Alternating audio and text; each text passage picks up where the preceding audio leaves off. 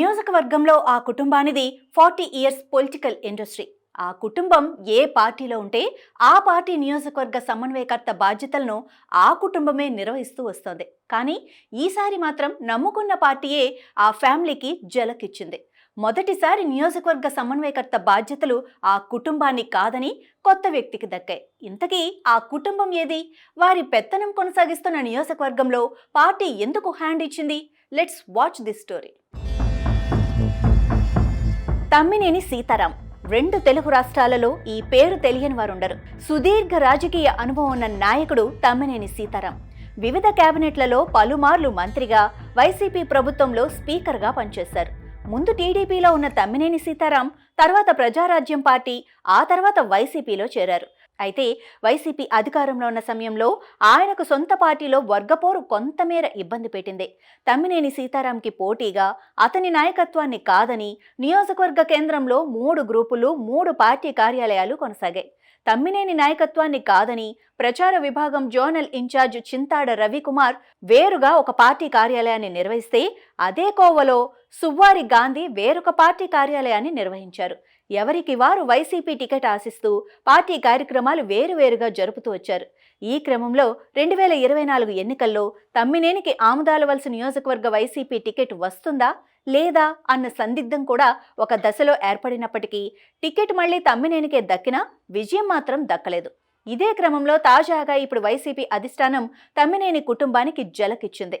ఆముదాలవలస నియోజకవర్గ వైసీపీ సమన్వయకర్తగా చింతాడ రవికుమార్ పేరును ప్రకటించింది.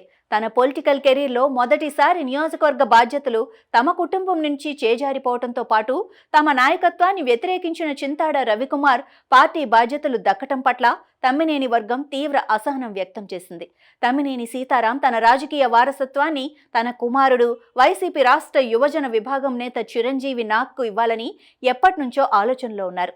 ఆముదాలవలస నియోజకవర్గంతో తమ కుటుంబానికి దశాబ్దాలుగా ప్రత్యేక అనుబంధం ఉందని, కావున తన కుమారుడికి ఆముదాలవలస నియోజకవర్గ ఇన్ఛార్జి బాధ్యతలు ఇవ్వాలని జగన్ని తమ్మినేని కోరినా తమ్మినేని ప్రతిపాదనను సున్నితంగా తిరస్కరించిన జగన్మోహన్ రెడ్డి వచ్చే ఎన్నికల్లో తమ్మినేని పార్లమెంటుకు పోటీ చేయాలని చెబుతూ ఆముదాలవలస ఇన్ఛార్జి బాధ్యతలు వేరే వారికి అప్పగించారు.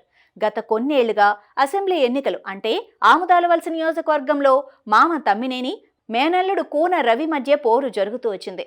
కానీ ఈసారి తమ్మినేని కుటుంబం నుంచి నియోజకవర్గ ఇన్ఛార్జ్ పగ్గాలు కొత్త వ్యక్తికి ఇవ్వటంతో ఆముదాలవలస పాలిటిక్స్ ఒక్కసారిగా హీటెక్కాయి.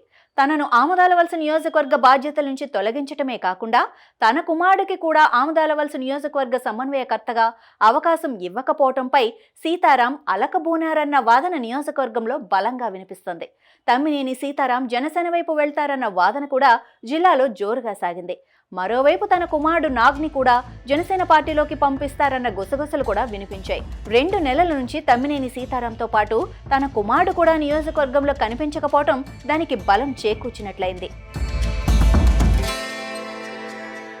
ఇటీవల ఆముదాలవలస వచ్చిన తమ్మినేని సీతారాం ఇంటికి మాజీ మంత్రి ఎమ్మెల్సీ బొత్స సత్యనారాయణ వెళ్లటంతో సీతారాంని పార్టీ మారకుండా ఓదార్చేందుకు వచ్చారన్న వార్త ఒక్కసారిగా నియోజకవర్గంలో గుప్పుమంది. అయితే తన కుమారుడికి చికిత్స అయిందని, పరామర్శ కోసమే బొత్స వచ్చారని మాజీ స్పీకర్ తమ్మినేని క్లారిటీ ఇచ్చారు.